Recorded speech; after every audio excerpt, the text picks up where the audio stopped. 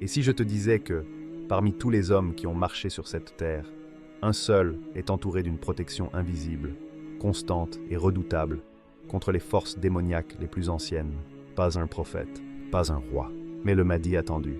Aujourd'hui, nous allons pénétrer un secret spirituel rarement évoqué, révélé par l'un des plus grands maîtres de la connaissance intérieure, Ibn Arabi. Un secret qui explique pourquoi les démons ne peuvent pas l'atteindre et pourquoi les anges sont chargés de le protéger dès avant son apparition. Abonne-toi dès maintenant à la chaîne Témoin d'Allah. Si tu fais partie des pays francophones comme la France, la Suisse, la Belgique ou le Canada, car ce qui va être révélé concerne directement notre époque et notre responsabilité spirituelle. Le Mahdi, une cible unique pour les forces démoniaques. Selon Ibn Arabi, le Mahdi ne surgit pas dans le monde comme une figure ordinaire que l'on pourrait comparer à d'autres guides spirituels ou réformateurs de l'histoire. Sa présence constitue une rupture, non seulement dans le cours des événements visibles, mais surtout dans l'architecture invisible qui soutient le monde. Il est un point de fracture dans un ordre spirituel ancien, un moment précis où des équilibres maintenus artificiellement commencent à se fissurer. Avant même que le Mahdi soit connu, avant même qu'il parle ou qu'il agisse publiquement, quelque chose s'éveille autour de lui. Ce n'est pas une agitation populaire, ni une reconnaissance immédiate. C'est un frémissement invisible, perçu uniquement par les forces qui opèrent dans l'ombre. Là où les hommes voient un individu ordinaire, les démons discernent déjà une menace structurelle. Contrairement à ce que l'on pourrait croire, les démons ne redoutent pas la puissance physique du Mahdi. Ils n'ont jamais craint les muscles, les armes ou l'autorité apparente. Leur peur naît ailleurs. Elle vient du fait que le Mahdi porte une lumière qui ne leur laisse aucun espace de négociation. Une lumière qui ne se mélange pas aux compromis, qui ne se dilue pas dans les ambiguïtés et qui ne peut être manipulée. Cette lumière agit comme un rappel violent d'une vérité que les forces obscures tentent d'étouffer depuis des siècles. Le monde n'est pas condamné à la confusion permanente. L'équilibre entre le visible et l'invisible peut être restauré. Le Mahdi incarne précisément ce retour. Il n'apporte pas une nouveauté spectaculaire, mais une rectification profonde. Il remet chaque chose à sa place. Et c'est cela qui est insupportable pour les démons, car leur règne repose sur le désordre intérieur, la séparation entre ce que l'homme voit et ce qu'il ressent, entre ce qu'il croit et ce qu'il vit réellement. Ibn Arabi explique que le Mahdi se tient à un carrefour dangereux. Il est là où les mondes se touchent, là où les frontières deviennent poreuses. La majorité des êtres humains vivent enfermés dans le visible, inconscients de ce qui les influence. D'autres se perdent dans l'invisible sans ancrage. Le Mahdi, lui, incarne un équilibre que peu peuvent supporter et que les démons cherchent à briser à tout prix. Les forces démoniaques savent une chose essentielle. Tant que le Mahdi demeure intact intérieurement, leur stratégie globale échoue. Ce n'est pas seulement leur influence locale qui est menacée, mais toute leur construction à long terme. C'est pourquoi l'attaque commence très tôt, bien avant les annonces, bien avant les signes publics. Ibn Arabi insiste sur ce point. Le Mahdi est ciblé avant même d'être reconnu, car une fois reconnu, il est déjà trop tard pour certaines manœuvres. Mais cette attaque n'est jamais frontale au départ. Les démons évitent la confrontation directe lorsqu'ils savent qu'ils n'ont aucune chance de victoire immédiate. Ils préfèrent les chemins détournés, les stratégies lentes, les corrosions silencieuses. Leur objectif n'est pas de détruire brutalement, mais de fissurer progressivement l'intérieur. La première arme utilisée est la confusion intérieure. Une confusion qui ne se présente pas comme un mal évident, mais comme un excès de questionnement, un sentiment diffus de décalage avec le monde, une impression de ne jamais être complètement à sa place. Cette confusion vise à désaligner l'être, à l'empêcher de se tenir droit intérieurement. Car un homme confus devient malléable. Viennent ensuite les épreuves invisibles, des épreuves qui ne portent pas toujours une étiquette spirituelle. Elles prennent la forme d'isolement, d'incompréhension, de fatigue morale, de pression silencieuse. Rien de spectaculaire, rien que l'on puisse facilement désigner comme une attaque. Mais leur accumulation agit comme un poids constant sur l'âme, cherchant à user la patience et la lucidité. La troisième stratégie est la plus dangereuse, la déviation spirituelle. Les démons savent qu'il est parfois plus efficace de détourner que de combattre. Il suggère des raccourcis, des inspirations trompeuses, des lumières séduisantes, mais instables. Il ne pousse pas toujours vers l'erreur évidente, mais vers des vérités incomplètes, des élévations prématurées, des certitudes mal placées. Un Mahdi dévié, même légèrement, sert mieux leurs intérêts qu'un Mahdi frontalement attaqué. Car la déviation crée la confusion chez les autres, fragilise la confiance et brouille les repères. Ibn Arabi est catégorique. Aucun homme laissé à lui-même ne pourrait survivre durablement à une telle pression. Ce siège n'est pas ponctuel, il est continu. Il agit jour après jour, parfois sans événement marquant, parfois dans un silence presque total. C'est une guerre qui ne se mène pas sur des champs visibles, mais dans les profondeurs de l'être. Et c'est précisément cette intensité invisible qui explique pourquoi le Mahdi ne peut être compris comme une figure ordinaire. Il est une cible unique, non pas parce qu'il cherche le conflit, mais parce que son existence même menace un ordre fondé sur l'illusion, la peur et la rupture intérieure. Pourquoi les anges interviennent-ils directement? Les anges n'agissent jamais de manière impulsive. Ils ne descendent pas dans le cours des événements par émotion, par préférence ou par attachement personnel. Leur intervention obéit toujours à un ordre précis, inscrit dans une sagesse qui dépasse l'entendement humain. Lorsqu'ils se manifestent, ce n'est jamais pour embellir une vie, mais pour préserver une fonction essentielle dans l'équilibre global du monde. Si le Mahdi bénéficie d'une protection angélique exceptionnelle, Ibn Arabi insiste sur un point fondamental. Sa mission ne lui appartient pas. Elle ne relève ni de son ambition, ni de son mérite personnel, ni même de sa volonté propre. Elle appartient au plan divin, à une architecture invisible qui se déploie à travers les siècles. Le Mahdi n'en est pas le propriétaire, mais le dépositaire. C'est précisément pour cette raison que les anges interviennent. Non pas parce que le Mahdi serait fragile, mais parce que ce qu'il porte est trop important pour être exposé aux manipulations des forces obscures. Les anges ne protègent pas un homme. Ils protègent une fonction, un rôle inscrit dans un moment critique de l'histoire spirituelle. Ibn Arabi révèle ici un point troublant, souvent mal compris. Le Mahdi n'est pas protégé pour son confort, mais pour préserver la pureté de sa mission. Cette nuance est essentielle. Beaucoup imaginent la protection angélique comme un bouclier permanent contre toute douleur, toute difficulté, toute injustice. Or, il n'en est rien. La protection angélique n'annule pas l'épreuve humaine. Elle empêche seulement que l'épreuve devienne corruption intérieure. Les anges agissent de manière ciblée, précise, presque chirurgicale.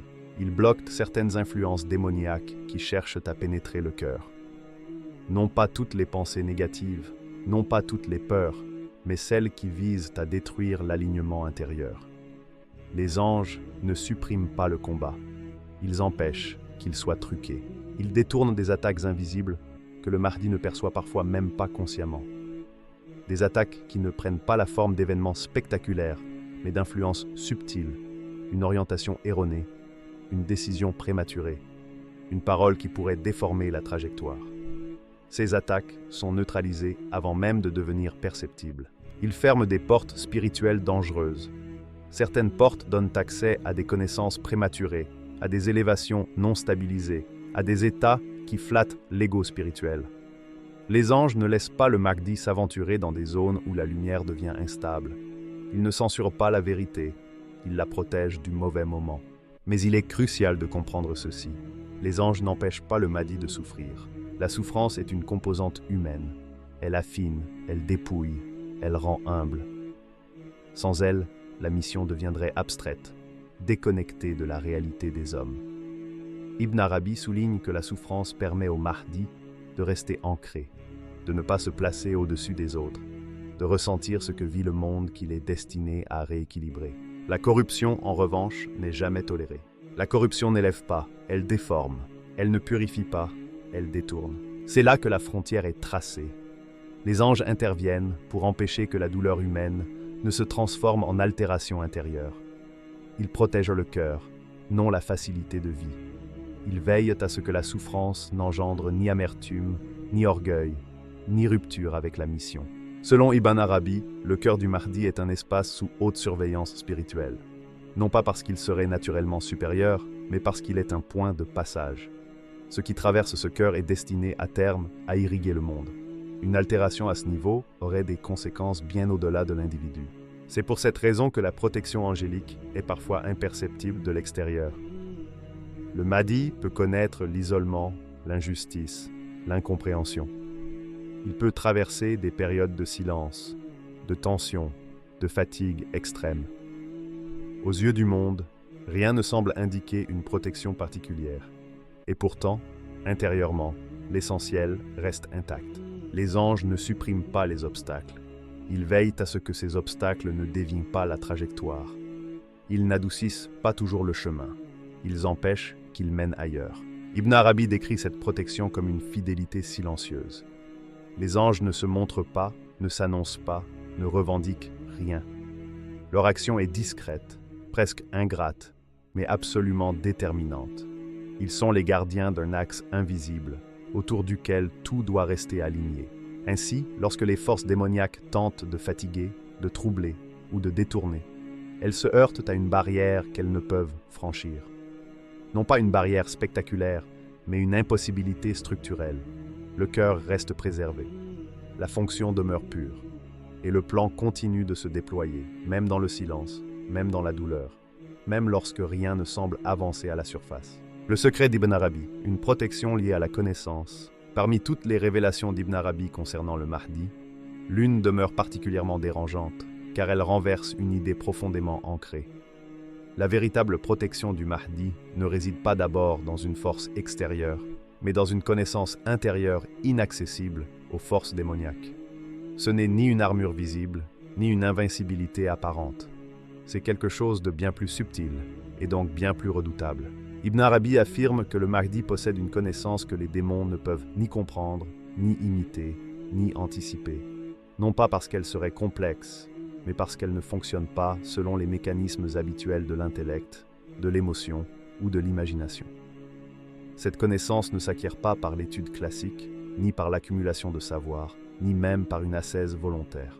Elle ne dépend ni du temps, ni de l'effort humain. Elle est insufflée au moment voulu. C'est précisément ce point qui rend les démons impuissants. Ils savent manipuler ce qui est progressif, ce qui se construit, ce qui dépend d'un chemin linéaire. Ils savent interférer avec les apprentissages, détourner les intentions, semer l'orgueil dans les avancées spirituelles.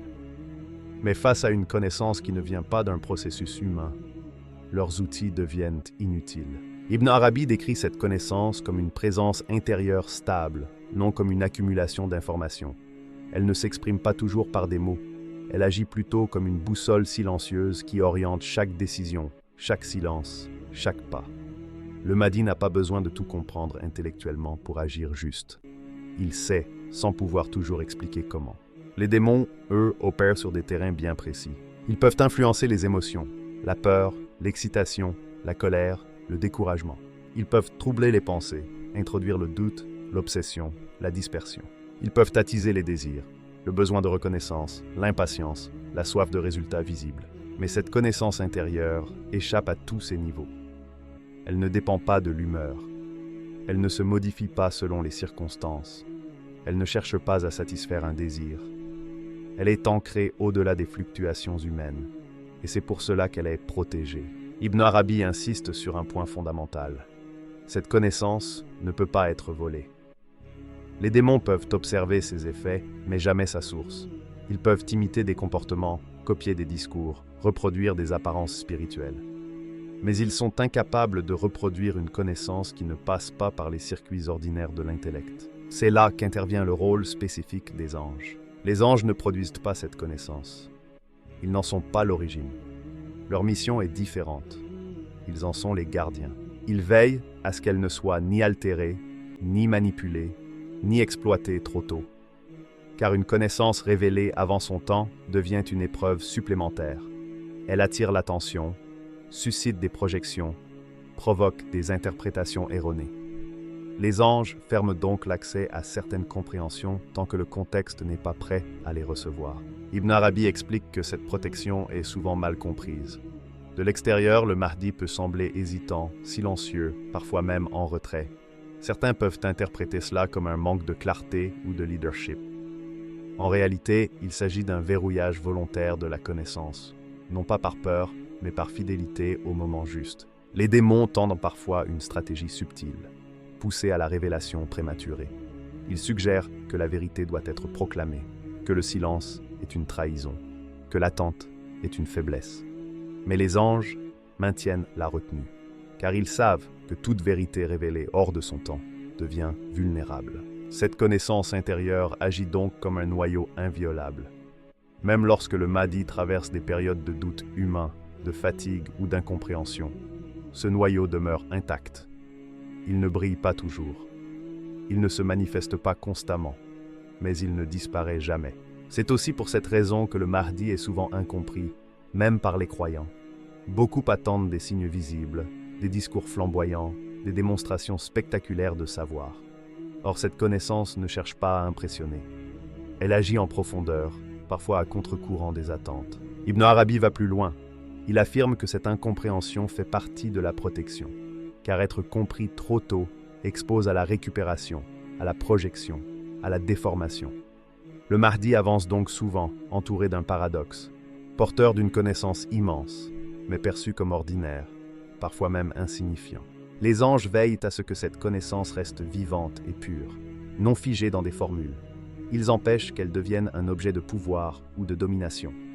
Ils la protègent du regard curieux autant que de l'hostilité ouverte. Ainsi, lorsque les démons tentent d'infiltrer le cœur par l'émotion, l'esprit par la pensée ou l'âme par le désir, ils se heurtent à quelque chose qu'ils ne peuvent atteindre, une connaissance qui ne discute pas avec eux, qui ne se justifie pas, qui ne se défend même pas. Elle est là, stable, silencieuse, intacte. Et tant que cette connaissance demeure préservée, le Mahdi reste hors de portée de toute prise définitive, même au cœur des tempêtes invisibles qui l'entourent. Pourquoi les démons échouent toujours face au Mahdi? Les démons échouent face au Mahdi pour une raison simple en apparence, mais vertigineuse dans ses implications. Ils ne jouent pas sur le même plan temporel. Là où les forces démoniaques sont prisonnières de l'instant, le Mahdi agit en accord avec un futur déjà inscrit dans l'ordre invisible. Ibn Arabi insiste sur ce décalage fondamental, car il explique à lui seul pourquoi chaque attaque finit par se retourner contre ceux qui l'ont déclenchée. Le fonctionnement des démons repose sur 3 piliers fragiles: la peur, l'orgueil et la précipitation. La peur, parce qu'ils savent leur règne limité. L'orgueil, parce qu'ils surestiment leur capacité d'influence. La précipitation, parce qu'ils cherchent toujours à provoquer un résultat immédiat. Ils veulent voir, mesurer, constater. Ils ont besoin de signes rapides pour confirmer qu'ils dominent encore la situation. Cette urgence constante les rend paradoxalement prévisibles. Ils répètent toujours les mêmes schémas, persuadés que ce qui a fonctionné hier fonctionnera encore aujourd'hui. Le Mahdi, à l'inverse, avance selon une logique qui déstabilise profondément leur stratégie. Il ne répond pas à l'attaque par la réaction. Il ne s'engage pas dans la confrontation quand elle n'est pas nécessaire. Il agit avec patience, non par faiblesse, mais par fidélité à un rythme qui n'est pas le sien. Ibn Arabi décrit cette patience comme une force incomprise. Beaucoup confondent l'attente avec l'inaction. En réalité, l'attente du Mahdi est pleine, dense, habitée. Elle n'est jamais vide. Elle est une forme d'obéissance au temps divin, un alignement intérieur avec un calendrier invisible que les démons ne peuvent ni lire ni influencer. La discrétion du Mahdi est une autre clé de l'échec démoniaque. Les démons prospèrent dans le bruit, l'exposition, la surexposition. Ils exploitent ce qui est visible, commenté, analysé à l'excès. Le Mahdi, lui, avance souvent hors du champ de vision. Non pas par stratégie humaine, mais parce que son action ne cherche pas la validation immédiate. Ibn Arabi souligne que cette discrétion agit comme une zone aveugle pour les forces démoniaques. Elles ne peuvent attaquer efficacement que ce qu'elles voient clairement. Lorsqu'un mouvement se fait en silence, sans annonce, sans revendication, il échappe à leurs modèles habituels. Mais le point le plus décisif réside ailleurs. Les démons ne perçoivent que le présent. Ils évaluent une situation uniquement à partir de ce qu'ils peuvent observer ici et maintenant. Le Mahdi, lui, agit en cohérence avec un futur déjà scellé. Non pas un futur hypothétique, mais un aboutissement inscrit dans l'ordre divin. Cela signifie que certaines actions du Mahdi peuvent sembler incompréhensibles à court terme. Elles peuvent même donner l'impression d'un recul, d'un échec ou d'un silence inutile. Les démons interprètent alors ces moments comme des victoires. Ils se félicitent trop tôt. ils relâchent leur vigilance ou accélèrent leurs attaques, pensant que la voie est enfin ouverte. C'est précisément là que le retournement s'opère. Chaque attaque démoniaque contre le Mahdi contient une erreur fondamentale. Elle repose sur une lecture incomplète de la réalité. En cherchant à détruire, les démons activent parfois des mécanismes qu'ils ne maîtrisent pas. Ils accélèrent des processus qu'ils voulaient ralentir. Ils révèlent des vérités qu'ils tentaient de maintenir cachées. Ibn Arabi explique que ces attaques fonctionnent comme des leviers inversés. Plus la pression augmente, plus certains verrous invisibles sautent. Plus la tentative de blocage est intense, plus la trajectoire se clarifie. Ce qui était destiné à affaiblir devient un catalyseur. Les anges, dans ce contexte, n'interviennent pas toujours de manière frontale. Ils n'arrêtent pas chaque attaque. Ils n'annulent pas chaque manœuvre. Parfois, ils laissent les démons croire qu'ils ont gagné. Ils laissent l'illusion s'installer, car l'illusion rassure l'ennemi et le rend imprudent. Cette apparente inaction n'est jamais une absence. Elle est une stratégie silencieuse. Les anges veillent à ce que l'impact réel de l'attaque ne touche jamais le cœur ni la fonction. Ils laissent la surface être agitée, pendant que la profondeur reste intacte. Lorsque le moment exact arrive, la vérité surgit sans avertissement. Pas sous la forme d'un coup spectaculaire, mais comme une évidence irréfutable. Les constructions démoniaques, fondées sur la peur et la précipitation, s'effondrent d'elles-mêmes, incapables de résister à un ordre qu'elles n'ont jamais compris. Ibn Arabi rappelle que l'échec des démons face au Mahdi n'est pas un accident ni une faveur exceptionnelle. C'est une conséquence logique de leur propre nature. Ils combattent contre un axe temporel qui les dépasse. Ils luttent contre une patience qu'ils ne possèdent pas. Ils attaquent une mission qui ne dépend pas des circonstances visibles. Ainsi, chaque assaut, chaque manœuvre, chaque tentative de sabotage devient paradoxalement une étape de plus vers l'accomplissement de ce qu'ils redoutent le plus. Non parce que le Mahdi les affronte directement, mais parce qu'il avance sans jamais quitter le rythme qui lui est imposé par le plan divin. Et tant que ce rythme est respecté, l'échec démoniaque n'est pas une possibilité. Il est une certitude inscrite dès l'origine. Ce que cela signifie pour notre époque, si les anges protègent le Mahdi, ce n'est pas uniquement pour préserver un homme ou une mission lointaine. C'est un message adressé à notre époque, un signal discret mais décisif qui révèle l'état réel du monde dans lequel nous vivons. Ibn Arabi ne parle jamais de protection sans évoquer le contexte qui la rend nécessaire. Or, si une protection aussi précise est activée, c'est que le déséquilibre a atteint un seuil critique. Notre époque est marquée par une accélération étrange. Tout va vite, trop vite. Les idées, les émotions, les opinions circulent sans filtre, sans profondeur, sans enracinement. Cette vitesse crée une illusion de clarté, alors qu'elle produit en réalité une confusion spirituelle maximale. Beaucoup parlent de lumière, mais peu savent encore distinguer ce qui est clair de ce qui éblouit. Ibn Arabi avertissait déjà d'un temps où les repères deviendraient flous. Un temps où les hommes chercheraient des guides, non pas pour être transformés intérieurement, mais pour être rassurés, confirmés, confortés. Dans ce contexte, les fausses lumières se multiplient. Elles sont séduisantes, accessibles, souvent bien présentées. Elles promettent des réponses rapides à des questions profondes. Mais une lumière qui promet trop vite est rarement stable. Le fait que les anges protègent le Mahdi indique que le danger principal de notre époque n'est pas l'absence de spiritualité, mais sa déformation. Ce ne sont pas les ténèbres frontales qui dominent, mais les zones grises, les demi-vérités, les discours qui empruntent le langage du sacré sans emporter la substance. Ibn Arabi insiste sur ce point. Beaucoup prétendront guider, mais peu seront protégés. La protection devient alors un critère silencieux. Non pas une protection visible, spectaculaire ou revendiquée, mais une cohérence invisible. Une stabilité intérieure qui ne se fissure pas sous la pression. Une fidélité au sens profond, même lorsque cela coûte en reconnaissance, en popularité ou en confort. Dans un monde saturé de bruit, le Mahdi ne sera pas reconnu par le vacarme. Il ne sera pas identifié par la répétition de son nom, ni par l'enthousiasme immédiat qu'il suscite. Ibn Arabi affirme qu'il sera reconnu par l'ordre invisible qui l'entoure. Un ordre que l'on ne peut pas fabriquer. Un ordre qui se ressent plus qu'il ne se démontre. Cet ordre se manifeste par des signes subtils. Une justesse dans le timing, une cohérence entre les paroles et les silences, une absence de précipitation malgré l'urgence apparente. À notre époque, Beaucoup confondent urgence et importance. Ils veulent agir vite, parler fort, convaincre immédiatement. Le Mahdi, lui, agit quand le moment est mûr. Cette différence crée un décalage qui peut dérouter. Certains le jugeront trop lent, trop discret, trop en retrait. Mais ce retrait apparent est précisément ce qui le protège. Le message pour nous est clair. La reconnaissance véritable ne passe plus par les critères habituels. Elle demande un regard affiné, une intention purifiée.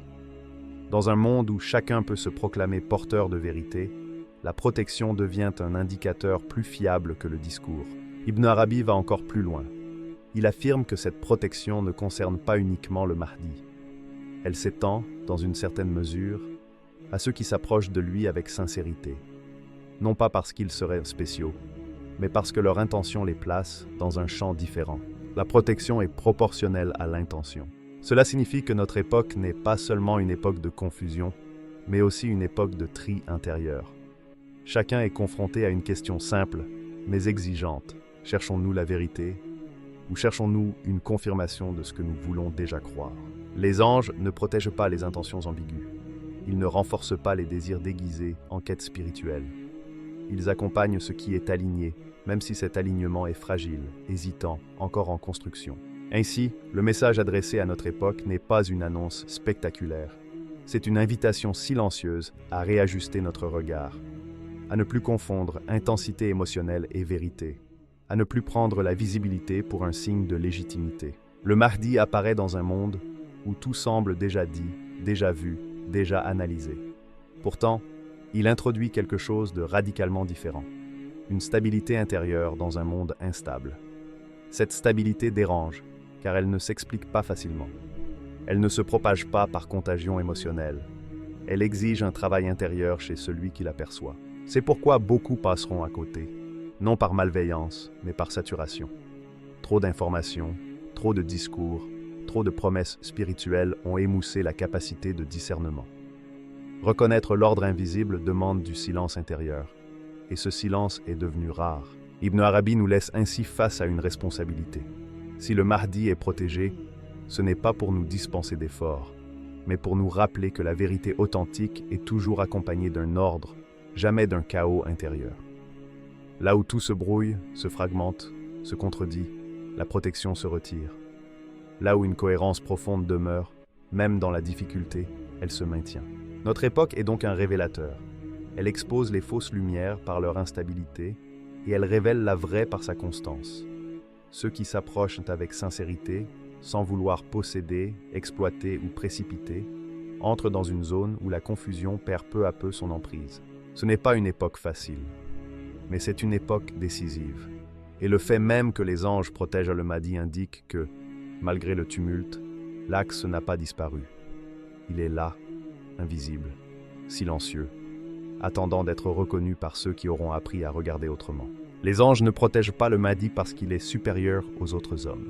Ils le protègent parce qu'il porte une mission qui dépasse l'humanité ordinaire. Les démons le savent, c'est pour cela qu'ils échouent.